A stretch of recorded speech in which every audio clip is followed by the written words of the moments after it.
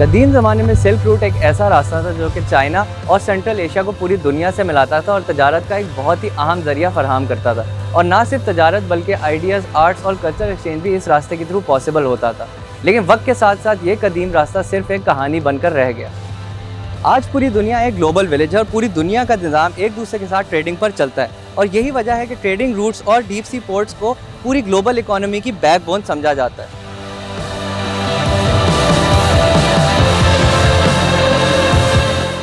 Gwadar port की और phase 1 की कंप्लीशन के बाद फेज़ 2 गवादर फ्री जोन को लॉन्च करने के लिए, ग्राउंड ब्रेकिंग के लिए प्राइम मिनिस्टर आ रहे हैं और ये एक बहुत बड़ा कदम है। आपको सिर्फ अंदाज़ा देने के लिए, जो फेज़ 1 था फ्री जोन का वो सिर्फ 60 एकड़ के ऊपर था और फेज़ 2 2200 एकड़ के ऊपर। With the guidance of the Honorable Prime Minister and the federal government and the provincial government, especially the support from the local community, business community and the local people, Gwadar Port is moving very fast. We are receiving cargoes including LPG, LNG, container, construction materials very frequently.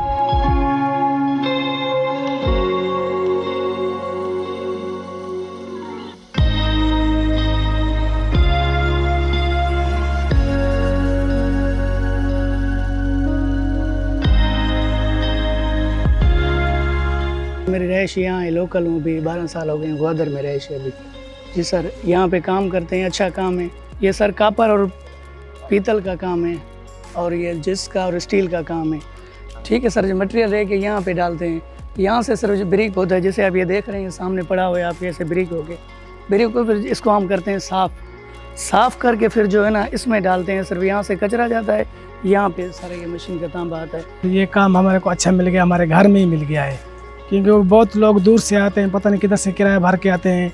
अल्लाह का शुक्र है ये company इधर बन गई, माशाल्लाह हमारा बहुत फ़ायदा हो गया है और हम लोग को अच्छी तनख्वाह मिल रही है और बोनस वगैरह भी मिल रहा है।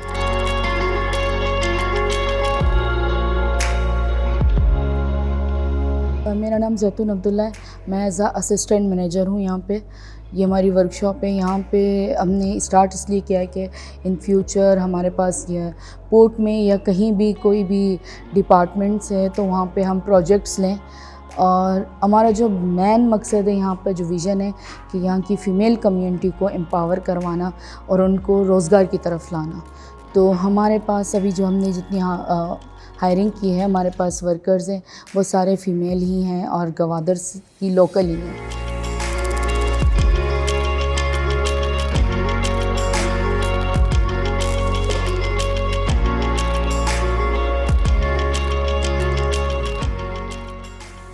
The purpose to set up this intelligent greenhouse is, whether the environment is a big issue, and you couldn't find any greens outside of the port and the free zone.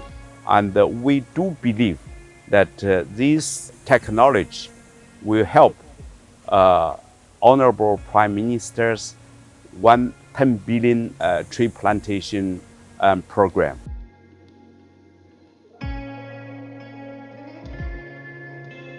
पहली दफ़ा हमने इतना ज़्यादा fund provide किया है इन सारे इलाकों को जो पीछे रह गए। बलूचिस्तान के लिए जो सबसे बड़ा पैकेज प्रोवाइड किया है फेडरल गवर्नमेंट ने 730 अरब रुपए का।